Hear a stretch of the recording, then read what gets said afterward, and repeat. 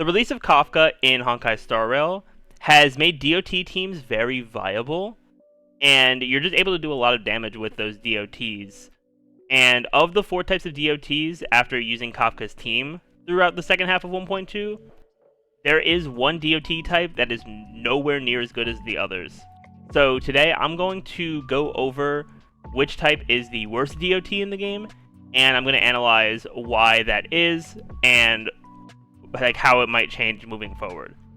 So, while all the different DoT types have different multipliers when it comes to their weakness break damage, and though the one we'll be talking about actually has a pretty decent multiplier, when looking at the way the DoT teams with Kafka can abuse the different types of DoT, it's very clear to me that Burn is the worst DoT type for DoT teams right now.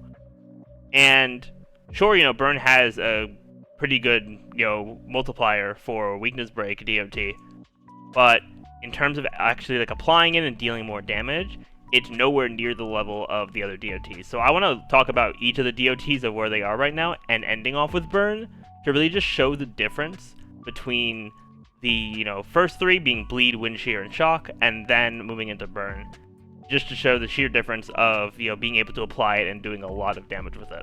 So starting out with Bleed, with the release of Kafka, we did get Luka, and Luka is very strong when it comes to applying Bleed, and he is able to trigger his Bleed damage on his own, I believe with his enhanced basic attack. So he is able to get a lot of damage on that. Plus, Break Effect Luka does work very well, so he also is able to get that really good physical break DoT, because I do believe physical does have the highest break effect multiplier for all of the break effect DoTs. Then, for Wind Shear, we have Sampo, who I do think is Kafka's best partner, with Luka right behind. Sampo is definitely really good because not only is he able to, apply Wind Shear with any of his attacks, whether it's his basic attack or his skill, or his ultimate, but also his ultimate does make enemies more vulnerable to DoT damage, so they'll take higher amounts of damage. And in my testing with the Burn characters, which I'll get to, I was using Sampo as well to try to see what the numbers would be like after amplifying their DoT with his skill. I mean, not with his skill, with his ultimate. But yeah, Sampo is very good at putting out Wind Shear.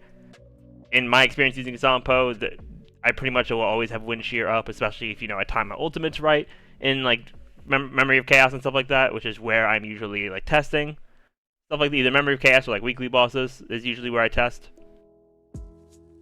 But then for Shock kind of has 2 options here.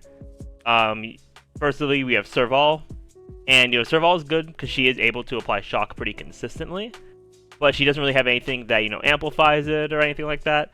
So she's kind of just like an applier, and nothing else too much. But her damage really isn't too bad on her Shocks, at least in my experience. I mean, my Serval isn't even that well built, so it's just okay damage. But I haven't actually yet done too much testing with Kafka Serval themes, but yeah, I think Serval's Shock damage should be pretty alright. And then for Kafka, she's able to apply Shock with her ultimate and her technique, and then with her skill, she's able to detonate all DoT, which is going to allow for a lot more damage on enemies as well. Because if you're running here with Sampo, Luka, whoever, you're going to get extra procs of their DoT damage, which can be really huge. So for those 3, you have characters that can apply it, they can amplify or give extra DoT damage in their own kind of way. But then when we get to Burn, we just don't really have that, because right now the basically 4 main Burn appliers that I'll say are in the game are Hook, Himeko, Asta's basic attack, and then Fire Trailblazer when they use the Trend of the Universal Market Light Cone. And so far, for this video, I only really tested Hook and Himeko. And I did, as I said previously, I tested them on a team with Kafka and Sampo, so I could see, side by side, the comparison between the numbers for Shock and Wind Shear versus the DoT numbers for Burn, even with all the amplification and everything. And because Hook and Himeko and these characters, they don't really have as much of a way to boost their DoT damage and amplify it in any way.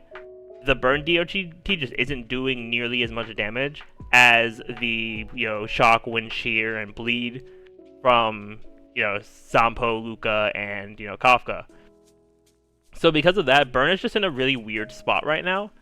And I really do hope that it can, get better in the future, which I do think it can, because we're going to be getting a Nihility fire character in version 1.4. We're going to be getting Guinaifen, and I made a video talking about her already with Kafka, but I do think that once we get official info, if we see that she is a burn applier, and she's able to, either have amplification in some way, or she's just built around the burn DoT, she can also be an amazing option for Kafka's team. But of course, we don't have any official info, so we don't know what's going to happen with her just yet. But yeah, let me know in the comments down below what you thought of, what you think of, the burn DoT compared to the other ones. I just think that right now at the end of 1.2, start of 1.3, it's not in a good spot for burn. And you're much better off running, Sampo or Luka with Kafka as opposed to a burn character. But we'll see if that changes in the future. But with that, everyone, thank you all for watching. If you enjoyed, definitely be sure to hit the like button, comment, subscribe to the channel, and ring that notification bell. But with that, I will see you all next time.